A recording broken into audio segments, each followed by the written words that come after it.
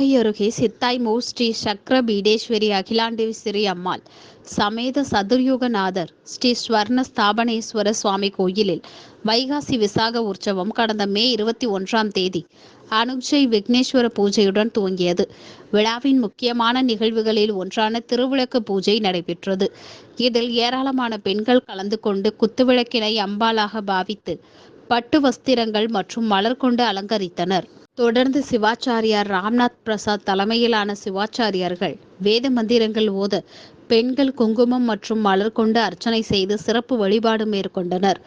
தொடர்ந்து உலக அமைதிக்காகவும் விவசாயம் செழிக்க வேண்டியும் சிறப்பு பிரார்த்தனை மேற்கொள்ளப்பட்டது. பூஜையில் கலந்து கொண்ட அனைவருக்கும் அருட்பிரசாதங்கள் வழங்கப்பட்டது. இதில் சுற்றுவட்டார பகுதிகளை சேர்ந்த திரளான பெண்கள் பங்கேற்றனர்.